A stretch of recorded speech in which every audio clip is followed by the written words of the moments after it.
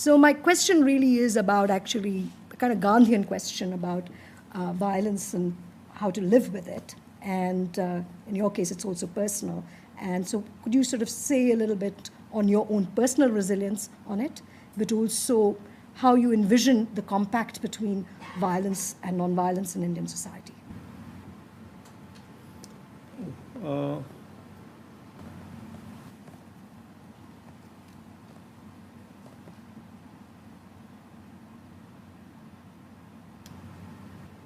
I think,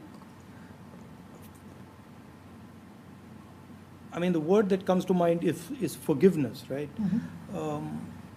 It's not precisely the most accurate. It's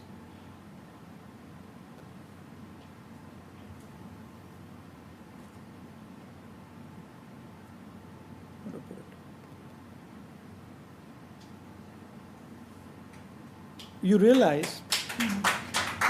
What? I'm thinking. You realize, right? No, because you've I didn't mean to stump you, but it's No, you a haven't very stumped me. obvious. It's a very obvious question. You haven't stumped me. But no one's asked you. I'm surprised. No, they've asked. Have they? I've not. Then why don't you have the? Because why don't I know I'm the trying answer? to go deeper in the answer. Okay, let's do this. So, I think in life, you will always, especially if you're in places where large energies are moving, mm-hmm. right? You will always get hurt. It's not, if you do what I do, you will get hurt.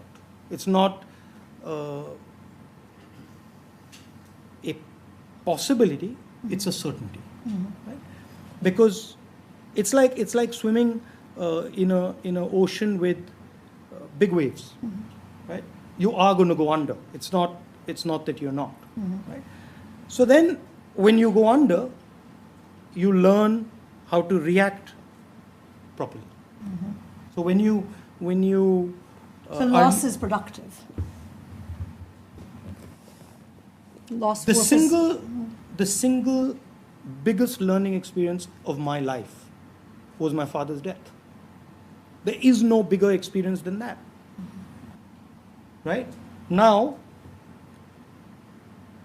I can look at it and say, the person who, or the force that killed my father, mm-hmm. Caused me tremendous pain. Sure, it's correct. As a son, I lost my father, and many of you would have, and that's very painful. But then I can't get away from the fact that that same event also made me learn things that I would have never ever learned otherwise. Right? Mm-hmm. So,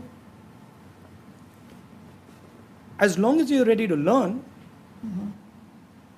it doesn't matter how nasty people are or how evil people are, as long as you're ready to learn. Mm-hmm. If I turn around and, Mr. Modi attacks me and I say, oh my God, he's so vicious, he's attacking me. Mm-hmm. That's one way of looking at it. And the other way of looking at it is say, great, I just learned something from him. Mm-hmm. Give me some more. Mm-hmm. Okay. Very Gandhian. But now, yeah. No, but you come to this, right? When you're facing an attack, you come to this. There is no other realization possible. It's like that. There's a poem. I don't remember the name.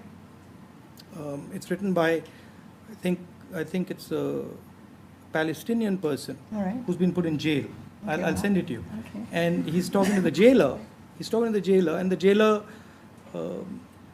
he says to the jailer, look, from the small window of my cell, mm-hmm. I can see your big cell. Right. So everyone's in jail. Mm-hmm. Right. And you've got to be able to see that properly. Right. And if you see that properly, then you can figure out ways to deal with it or ways to get out.